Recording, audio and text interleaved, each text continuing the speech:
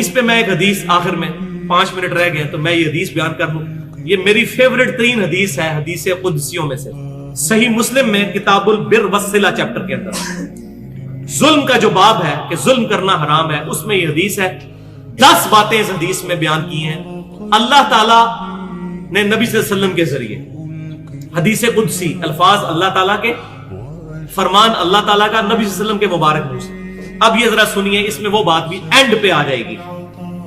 اس کی میں ایکسپلینیشن نہیں کروں گا کیونکہ ٹائم تھوڑا ہے، آپ کو خود ہی سمجھ آ جائے گی. سیدنا ابو ذر غفاری رضی اللہ تعالیٰ عنہ نبی صلی اللہ علیہ وسلم سے بیان فرماتے ہیں کہ اللہ تعالیٰ فرماتا ہے، نمبر 1، اے میرے بندو، میں نے اپنی ذات کے اوپر ظلم حرام کر دیا ہے اور اسے تمہارے درمیان بھی حرام کر دیا ہے، لہذا تم بھی ایک دوسرے پر ظلم مت کرو. نمبر 2، اے میرے بندو، تم سب گمراہ ہو سوائے اس کے کہ جسے میں ہدایت دوں. تم مجھ سے ہدایت طلب کرو، میں تمہیں ہدایت عطا کروں گا. نمبر 3، اے میرے بندو، تم سب بھوکے ہو سوائے اس کے جسے میں کھانا کھلا دوں. تم مجھ سے کھانا طلب کرو، میں تمہیں کھانا کھلاؤں گا. نمبر 4، اے میرے بندو، تم سب ننگے ہو سوائے اس کے جسے میں لباس پہنا دوں. تم مجھ سے لباس مانگو، میں تمہیں لباس دوں گا. نمبر 5، اے میرے بندو، تم رات دن خطا کرتے رہو اور میں ہی تمہارے گناہوں کو بخشوں گا. تم مجھ سے مغفرت طلب کرو، میں تمہاری مغفرت کروں گا. نمبر 6، اے میرے بندو، تم میرے نقصان تک نہیں پہنچ سکتے.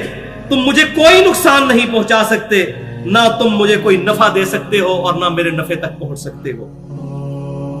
نمبر 7، اے میرے بندو، اگر تمہارے اگلے اور پچھلے انسان اور جن سب کے سب مل کر اس پرہیزگار شخص کی طرح ہو جائیں جو تم میں سب سے پرہیزگار ہے، تم میری بادشاہت میں کوئی اضافہ نہیں کر سکتے.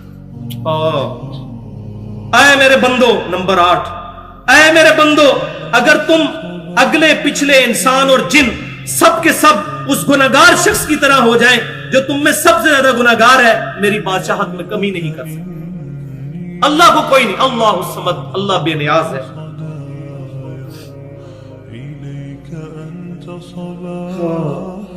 نمبر 9، اے میرے بندو، اگر تمہارے اگلے اور پچھلے انسان جنات سب کے سب مل کر ایک میدان میں اکٹھے ہو جائیں اور مجھ سے سوال کرے تو ان میں سے ہر ایک کو اس کی خواہش کے مطابق عطا کروں گا. میرے خزانے میں اتنی کمی بھی نہیں آئے گی جتنی ایک سوئی کو سمندر میں داخل کرنے سے.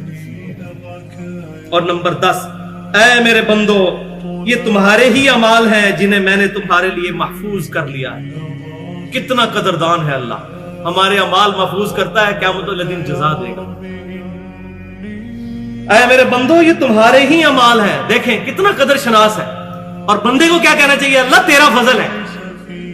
اور اللہ تعالیٰ بندے کی تعریف کر رہا ہے. اے میرے بندو، یہ تمہارے ہی اعمال ہیں جنہیں میں نے تمہارے لیے محفوظ کیا اور پھر میں تمہیں ان کا بدلہ عطا کروں گا. لہذا جو شخص بہتری پائے وہ اللہ کی حمد کرے. جو شخص بہتری پائے اللہ کی حمد کرے. الحمدللہ رب العالمین، سبحان اللہ و بحمدہ عدد خلقہ ورضا نفسہ وزنت عرشہ ومداد کلماتہ. جو کوئی بھلائی پائے، کوئی اس کو اچھائی پہنچے، کوئی نفع ملے تو میری حمد کرے. اور جو کوئی تم میں سے اس کے برعکس پائے، یعنی برائی پہنچے، اس کو تکلیف، تو وہ صرف اپنی ذات کو ملامت کرے. اللہ تعالیٰ اپنے بندوں پر ظلم نہیں کرے، اپنی ذات کو ملامت کرے. تو اللہ تبارک و تعالی ہمیں کتاب و سنت کی تعلیمات پر عمل کرنے کی توفیق عطا فرمائے. اللہ تبارک و تعالی اپنے نیک اور محبوب بندوں کا قیامت والے دن ہمیں ساتھ نصیب فرمائے. اللہ تبارک و تعالی ہمیں مدینہ شریف میں شہادت کی موت، جنت البقیع میں مدفن اور جنت الفردوس میں اپنے محبوب صلی اللہ علیہ وسلم کا پڑوس نصیب فرمائے. جو حق بات میں نے کہی ہمارے دلوں میں راسخ فرمائے. اگر میرے منہ سے کوئی غلط بات نکل گئی تو ہمارے دلوں سے معاف کر دے.